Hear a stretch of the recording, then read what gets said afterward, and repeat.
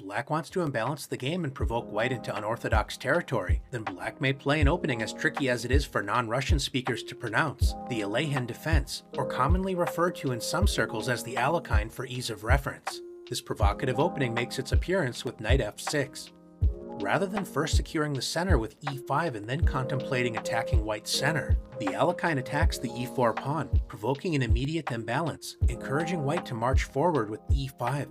White's options to challenge the Alekhine are quite limited, because defending the center with knight c3 not only allows a transposition into classical king-pawn territory with e5, the adventurous Alekhine player may prefer to strike in the center immediately with d5, provoking complications that are not unfavorable to black.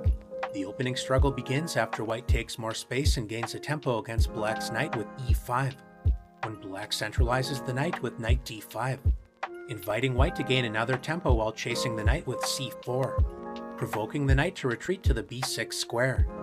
This seemingly offside knight adds pressure against the pawn that just attacked it. White may decide to continue chasing black's knight with c5.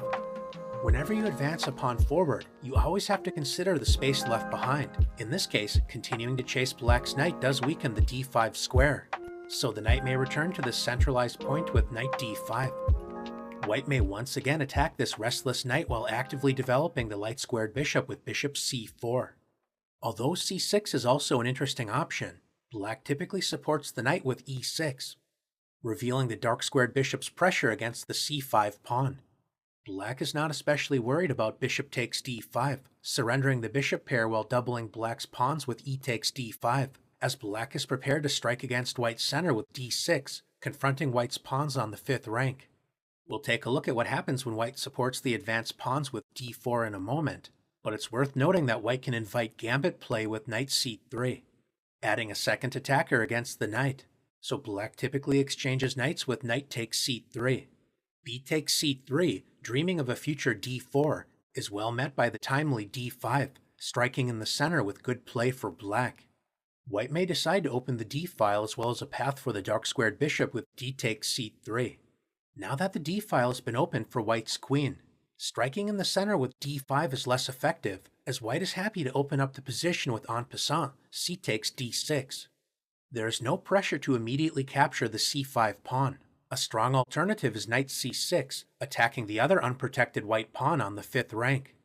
If black immediately plays bishop takes c5, then white will seek compensation for the pawn with queen g4, attacking the newly unprotected g7 pawn.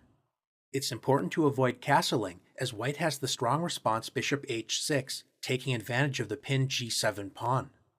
It is possible to play g6, although this does weaken important dark squares on the king side.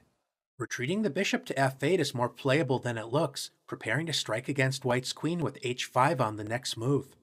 In addition to the committal king f8, the interested viewer can also explore queen e7, returning the pawn if white plays queen takes g7, preparing to simplify the position by offering an exchange of queens with queen f8, leading to original, interesting play.